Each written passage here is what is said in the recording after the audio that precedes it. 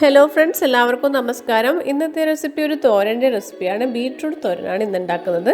എല്ലാവർക്കും ഇഷ്ടമാവുന്ന നല്ല ടേസ്റ്റി ആയിട്ടുള്ളൊരു തോരനാണ്. അപ്പോൾ ഇതെങ്ങനെയാണ് ഉണ്ടാക്കുന്നതെന്ന് നോക്കാം. തോരൻ ഉണ്ടാക്കുന്നതിനായിട്ട് ഞാനിവിടെ 3 മീഡിയം സൈസുള്ള ബീട്രൂട്ട് എടുത്തിട്ടുണ്ട്. അതിൻ്റെ തൊലിയൊക്കെ കളഞ്ഞിട്ട് ഇതുപോലെ കട്ട് ചെയ്തെടുക്കാം. അതിനുശേഷം നമുക്കിതൊരു ചോപ്പറിലിടാം. ചോപ്പറിലിട്ടിട്ട് നമുക്ക് ചെറുതായിട്ട് അരിഞ്ഞെടുക്കാൻ പറ്റും. കത്തി കൊണ്ട് കട്ട് ചെയ്യുമ്പോൾ കൂടുതൽ സമയം എടുക്കുകയും ചെയ്യും. പിന്നെ ഇതുപോലെ ഇത്ര ചെറുതായിട്ട് അരിഞ്ഞെടുക്കാനും പറ്റില്ല.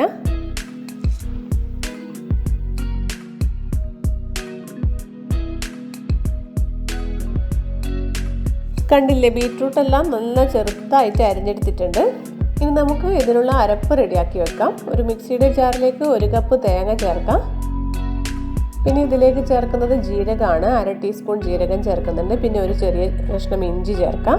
പിന്നെ 3 വെളുത്തുള്ളി ചേർക്കുന്നുണ്ട്. പിന്നെ ചേർക്കുന്നത് ചെറിയുള്ളിയാണ്. 5 ചെറിയുള്ളി എടുത്തിട്ടുണ്ട്. അത് കട്ട് ചെയ്തിട്ടാണ് ചേർക്കുന്നത്. പിന്നെ ചേർക്കുന്നത് പച്ചമുളകാണ്. 2 പച്ചമുളക് ചേർത്തിട്ടുണ്ട്. ഇനി ഇത് നമുക്കൊന്ന് ചതച്ചെടുക്കാം. തീരെ വെള്ളമൊന്നും ചേർക്കാതെ ചതച്ചെടുത്തിട്ടുണ്ട്. പാൻ ചൂടായതിനു ശേഷം ഇതിലേക്ക് നമുക്ക് വെളിച്ചെണ്ണ ചേർക്കാം. 2 ടീസ്പൂൺ വെളിച്ചെണ്ണ ചേർത്തിട്ടുണ്ട്. വെളിച്ചെണ്ണ ചൂടായി വരുമ്പോൾ ഇതിലേക്ക് കടുക് ചേർക്കാം. പിന്നെ ചേർക്കുന്നത് വറ്റൽമുളകാണ്. വറ്റൽമുളക് ചെറുതായി കട്ട് ചെയ്തിട്ട് ചേർക്കുന്നുണ്ട്. പിന്നെ കറിവേപ്പില ചേർക്കാം. ഇതെല്ലാം കുറച്ച് സമയം ഒന്ന് വഴറ്റിയെടുക്കാം. ഇതിലേക്ക് ഇനി സവാള ചേർക്കാം. ഒരു സവാള ചെറുതായിട്ട് അരിഞ്ഞിട്ടാണ് ചേർക്കുന്നത്. അത് കുറച്ച് സമയം ഒന്ന് വഴറ്റിയെടുക്കണം. സവാളക്ക് പകരം ചെറിയുള്ളിയും ചേർക്കാം കേട്ടോ. സവാള ഒരു 2-3 മിനിറ്റ് ഒന്ന് വഴറ്റിയെടുക്കണം. ഇനി ഇതിലേക്ക് മഞ്ഞൾപ്പൊടി 1/4 ടീസ്പൂൺ ചേർക്കാം. മഞ്ഞൾപ്പൊടി ചേർത്തതിന് ശേഷം ഒന്ന് വഴറ്റിയെടുക്കാം. ലോ ഫ്ലെയിമിലിട്ടിട്ട് വഴറ്റാൻ വേണ്ടിയിട്ട് ശ്രദ്ധിക്കണേ. ഇതിലേക്ക് നമുക്ക് അരിഞ്ഞു വെച്ചിരിക്കുന്ന ബീട്രൂട്ട് ചേർക്കാം.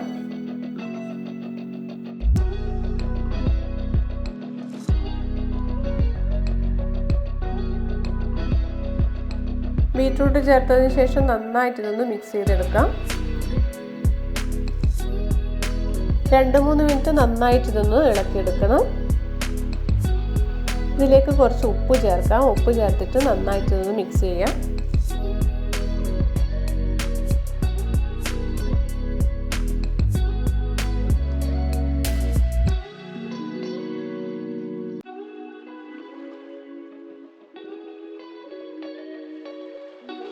ഇനി ഇത് അടച്ചു വെച്ചിട്ട് വേവിച്ചെടുക്കാം. ഒരു 3 മിനിറ്റ് മീഡിയം ഫ്ലെയിമിലിട്ടിട്ട് വേവിച്ചെടുക്കാം.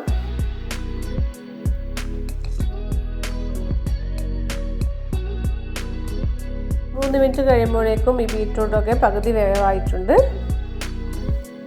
ഇതൊന്ന് കുറച്ച് സമയം ഇളക്കിയെടുത്തതിന് ശേഷം ഇതിലേക്ക് നമുക്ക് റെഡിയാക്കി വെച്ചിരിക്കുന്ന അരപ്പ് ചേർക്കാം. അരപ്പ് ചേർത്തിട്ട് നന്നായിട്ട് ഇതൊന്ന് മിക്സ് ചെയ്യാം.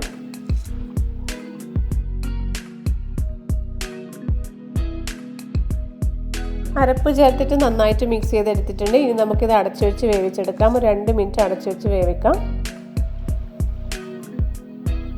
ഇനി നമുക്കിത് നന്നായിട്ടൊന്ന് മിക്സ് ചെയ്തെടുക്കാം.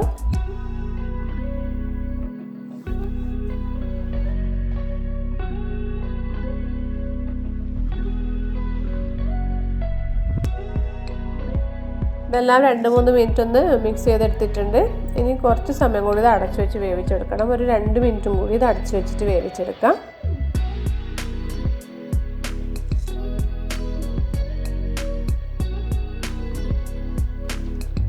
ബീട്രൂട്ടൊക്കെ നന്നായിട്ട് വെന്തിട്ടുണ്ട്.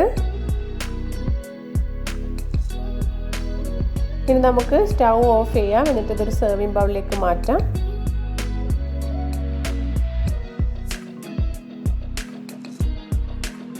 നല്ല ടേസ്റ്റി ആയിട്ടുള്ളൊരു തോരനാണിത്. എല്ലാവർക്കും എന്തായാലും ഇഷ്ടമാവും. അപ്പോൾ എല്ലാവരും ഇതൊന്ന് ട്രൈ ചെയ്ത് നോക്കണേ. പുതിയൊരു റെസിപ്പിയുമായിട്ട് വീണ്ടും കാണാം. Thank you.